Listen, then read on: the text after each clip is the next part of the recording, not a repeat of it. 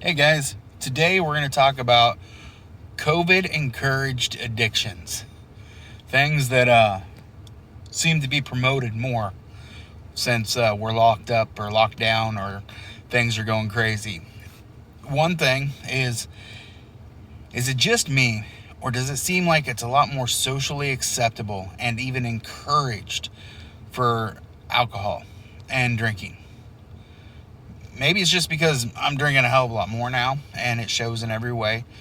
Uh, but I noticed that it's cool to be drinking. It seems like there's a few more songs that are a little catchier about your wine bottle having a hole in the bottom of it, and you don't know where it's went, or you know it's a party and you could quit drinking, but why should you, or why would you?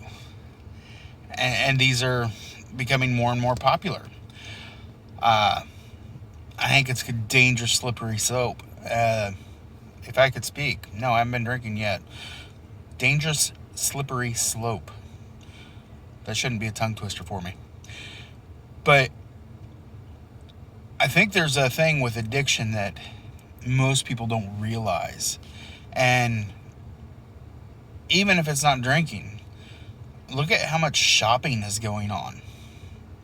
People are buying so much online. And that's cool. Keep, some businesses going and stuff. Uh, and everything, but I think that we're going to hit a shockwave of a few things here in 2021 that people aren't really ready to see. Um, and I know you're going to ask what kind of shockwaves. One, there's going to be more and more people. I can't put my hand there. There's going to be more and more people with addictive behaviors in their social lives. One thing with addictions, and we aren't talking just alcohol, even if it's shopping, even if it's addicted to exercise, there's a part where addiction kind of isolates you from others. And the only reason I can speak with any authority on this is, one, I grew up in an entire addicted household. Um, Two, I've been an addict on things myself. Some I've recovered and been clean from for years, but I also find it real easy to hop back in the drink, so to speak. And I find it this year struggling a bit more on, it's encouraged for me to have a drink. It's encouraged to go out and grab a bottle of whiskey or bourbon, scotch, gin, rum, vodka, and enjoy. There's nothing else to do. Might as well get drunk, have a bottle of wine that has a hole in the bottom of it. So grab 2 or 3 bottles. But it's not okay from a personal growth standpoint or even a personal stability standpoint. So when I speak about how things are, possibly going to see a more social effect than what people realize, is one, we've isolated. And that in itself is a huge void for depression to grow. And when you start becoming depressed, and it's encouraged for you to separate, be by yourself, be alone, stay away from people. People are bad, they have the contagion, you're all gonna die. Well, we're gonna die anyways. Let's be real about some stuff here. Death is a reality. Do I want anybody to die? Absolutely not. Do I, think that we should be careful? Yeah, but not just for COVID. I mean, washing my hands, that should be a given. I don't want the flu. I don't want the common cold. Who wants to be snotty and coughing for a week? Nobody does. So I think some of that's absurd. And yes, this is all tying right back into addiction. I think that we're encouraging behaviors that's going to cause more issues down the road. A lot of people are shopping online more. That instant gratification of click and done, kind of like how slot machines are. The lights and bells and whistles and pop, all those little sounds that you get that you don't realize that you're addicted to. Successful videos and movies and stuff, if you listen real close, you'll hear like messenger notifications in the background. Just real light, just something to make you perk your ears up. Little ringtones, things like that. I do have another successful YouTube channel. We put those in to catch your ear. And over 70% of all YouTube video content watching is on a mobile device.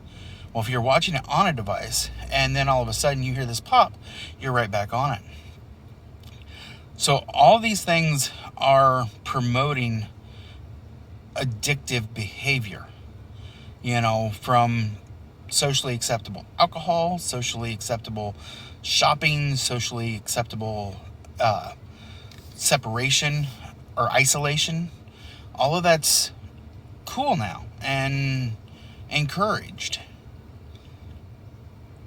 Other than it's going to screw with a lot of people.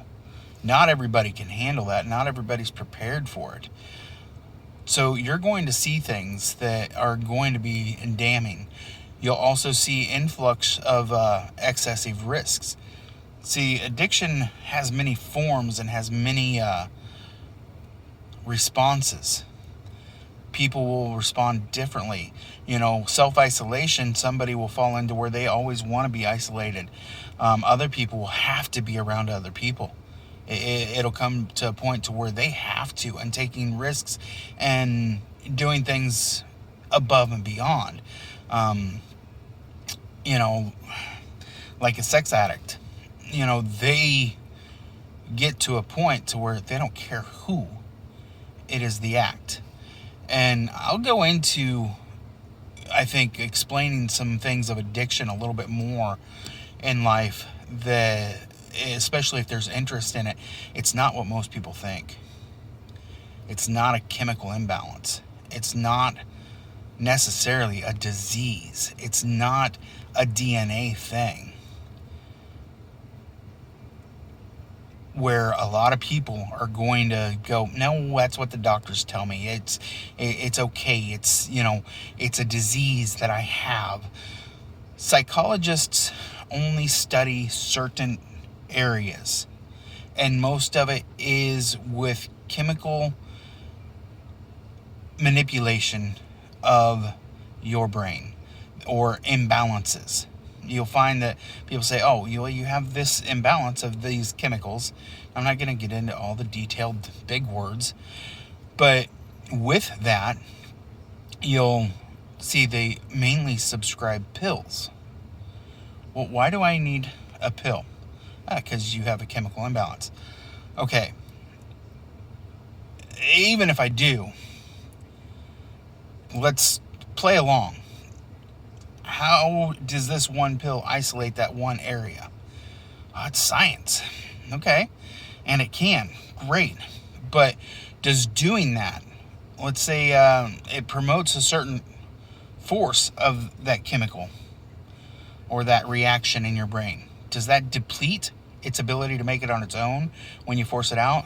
If you milk a cow, you drain all of the milk out. It has to produce more. If you overdo it, you injure the cow. If you underdo it, it stops producing it altogether. So on the flip side, if it's something that they say, hey, we're going to block this, well, you block it forever and force it to be blocked. Can it produce it when it's needed? Our minds are a beautiful thing, and they're really in depth. So it's one little rant in it. But the reality is addiction comes from somewhere totally different. It comes from experience or things that you've lived through. It comes from, I guess one of the better words is trauma. And most people don't realize that trauma is where a lot of addictions come from. And trauma comes in all forms. When you look at and this is, I can prove all this. That's, the thing is I can prove it, and I will. Try anyways. You may or may not believe it, but you take 2 children that grow up in an alcoholic household. One of them never has anything to do with alcohol as an adult, and the other one is a full-fledged alcoholic. And by social standards and doctor standards and psychiatrists and drug rehab, they're an alcoholic because their parents were an alcoholic, but their sibling isn't. Same, pretty damn close, same DNA, same household, same environment. Why is it different? I can tell you why it's different. Trauma. Because that one child that is addicted had an instance of trauma, and it could be something small. Just imagine catching your parents having sex as a child, the trauma that causes to, let's say, an 8-year-old kid. There's a little bit of trauma there. Some of us learn to grow around it and everything else. If we caught our parents as we're young adults having sex, it's going to be like, man, that's gross. That's not what we want. We know how to handle that situation that would be traumatic to some 8-year-olds and isn't to a 25-year-old. But that's the trick right there, is when that trauma happens at 8 years old, there's a piece of your mind that is still stuck in that. That's still there, but it's being handled as an 8-year-old mind, not as a full adult with other experiences. So when something else triggers that kind of an event, maybe it was your mom and dad getting in a fight, maybe your dad hit your mom, maybe, whatever it is that caused that trauma, at that point in your mental maturity is stuck there. So when other things remind or trigger that, whether you're conscious of it or not, you're still reacting with it with that mental maturity you had then, not what you have now, which triggers an addiction. An addiction in its all forms. I know someone personally that gets addicted to whatever they have the most of. They can literally become addicted to drinking water. They were hugely addicted to drugs and alcohol and everything else. And one of the ways that I helped deal with this person, was knowing that I couldn't beat their addiction. They had it. It was there.